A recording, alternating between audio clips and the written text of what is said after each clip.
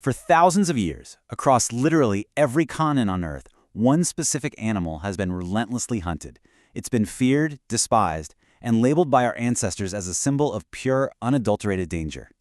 Today's explainer is a bit of a psychological mystery. We're going to dive deep into the dark history of the most hated animal in the world. And along the way, we're going to explore a really fascinating, kind of unsettling question about human nature. I want you to really think about something as we go through the evidence today. Was this creature ever truly evil? Was it actually a malicious force of nature, or is that terrifying image simply an illusion? An illusion born entirely from human trauma and raw survival instincts? Or did we create the monster ourselves, right? That is the core contradiction we are going to unpack today. Okay, let's dive into this. Because to figure out how an entire species becomes demonized, we actually have to look in the mirror. We have to look at the architecture of our own fear. Part 1. The Origin of Hate. When Survival Replaced Science. To find the root of this global terror, we've got to travel way back in time. Long before science, biology, or, wildlife documentaries even existed, our ancestors weren't studying animals, they were just surviving them. The origin of this hate isn't based on facts, it's based on raw, unfiltered adrenaline. It's really a three-step process. First, you've got night encounters, just shadows moving in the forest just beyond the firelight. Then you have livestock losses, which was a completely devastating blow to a tribe's survival. When these things happened, early humans didn't just sit down and logically analyze the animal's feeding habits. Instantly, the sheer panic from those lost resources and those terrifying dark encounters was spun into fear-based storytelling around the tribal fireside. To them, the animal wasn't just hungry, it was out to get them. Look at how perfectly this captures the whole thing. What began as instinct became history.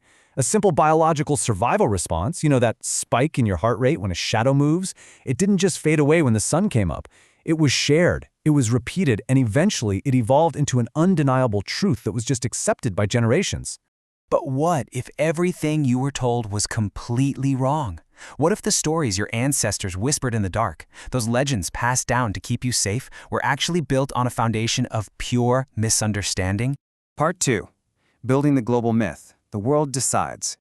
So those local campfire stories, they didn't stay local. The entire world began to systematically demonize this animal across vastly different cultures and continents. We can actually trace the exact timeline of this fear. It starts with ancient tribal survival, those raw physical encounters we just talked about. But look at what happens next. The fear mutates into religious symbolism. The animal is no longer just a predator. It becomes a literal representation of evil in ancient text and artwork. And finally, that religious dread feeds directly into modern media exaggeration. Sensationalized old newspaper headlines weren't reporting facts. They were reporting ancient dread. They were just dressing up centuries-old myths in printing ink. See, when human folklore couldn't logically explain a sudden, terrifying survival event, people couldn't just accept it as random nature. To justify their immense dread, they gave the animal a soul, and sometimes a cursed one. They assigned malicious intent to a creature that literally doesn't even possess the brain capacity for human concepts like cruelty or evil. So we really have to ask ourselves again, standing here at this weird intersection of history and folklore, is it a monster or is it just an animal? We've built up this incredible psychological profile based entirely on fear. Now let's look at the actual evidence. Part 3. The Scientific Reality. Breaking the Illusion. Okay, let's completely shift gears here from that fiery, panic-driven past to the calm, objective reality of modern science. When we finally put down the torches and picked up the cameras for modern observation, a massive gap emerged between human perception and biological reality. The myth is all about malice and cruelty. It's the belief that this animal attacks out of pure hatred. But the reality? It's just defensive survival instinct. Early humans completely misread an animal protecting its territory, its young, or its own life as an unprovoked aggressive attack against humanity. These are the ignored truths that science eventually uncovered. First, natural behavior was vastly misunderstood. Second, defensive instincts were totally misread as calculated attacks. And third, and perhaps the most tragic part, the animal's crucial ecological role was entirely ignored. This creature was never acting out of hatred, guys. It was simply fulfilling its vital role in the ecosystem to survive, just like literally every other living thing on the planet. But here is the ultimate twist in our explainer today. We have the science. We have the high-definition footage showing a calm, natural animal. So, if science corrected the myth, Why does the fear continue today? Why does your heart still race when you see its silhouette?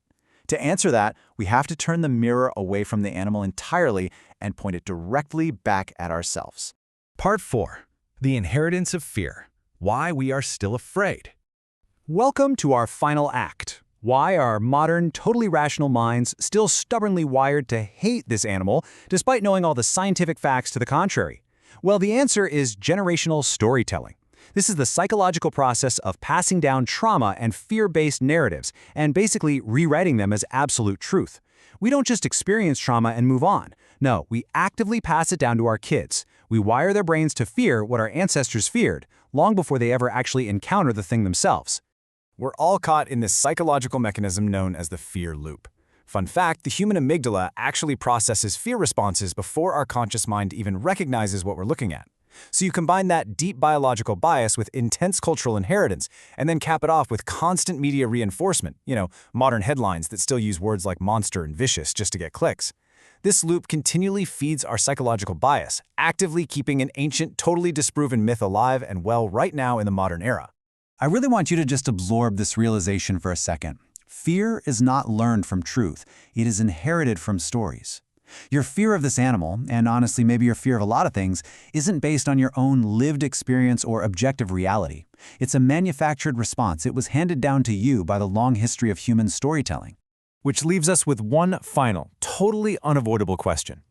If the animal was just trying to survive in the woods, if its malice was completely invented by our ancestors, if the terror was built by our stories, our media, and our own psychology, so who is the real architect of fear?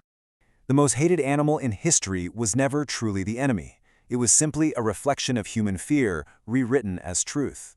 Next time you feel that primal dread, ask yourself, are you actually afraid of the reality in front of you, or are you just listening to the echoes of an ancient story?